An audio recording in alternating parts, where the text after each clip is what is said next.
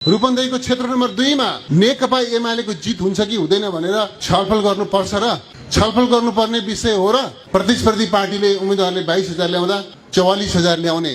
हैसियतको नेकपा एमाले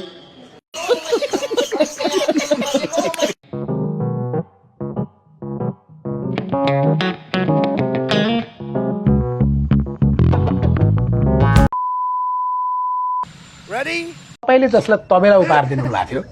आज उहाँ नै तपाईको तबेला बजाउन आउनु भएको छ थाहा हुँदैन के बहिनीहरु यस्तो झन्झटिलो कुरा नसोध्नुहोस् न अलि राम्रो कुरा सोध्नुहोस् केटाकेटीले जस्तो प्रश्न सोध्ने हो केटाकेटीलाई जस्तो प्रश्न सोधिरह यस पार्टीलाई खरानी बनाएर छोडिदिन्छु यसलाई माटोमा मिलाएर छोडिदिन्छु यसलाई धुलो पिठो बनाएर छोडिदिन्छु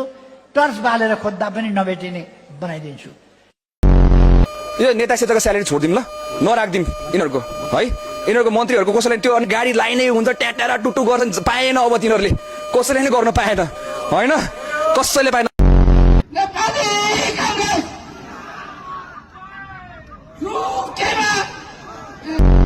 बालेन शाह जेन्जी हो सब फटाहरू हुने यिनीहरू 38 वर्षको सुदन गुरुङ चाहिँ जेन्जी हो म 51 वर्षको भर भराउँदो युवा हो जेन्जी मै हो मै जेन्जी हो जेन्जी मै हो नभए युवा मै हो म 70 वर्ष पुगेको छैन म 60 वर्ष पुगेको छैन म 51 वर्षको भर भराउँदो युवा हो जेन्जी मै हो सायद जेन्जी त घरमा हुन्छ कहाँ जेन्जी हो नभए युवा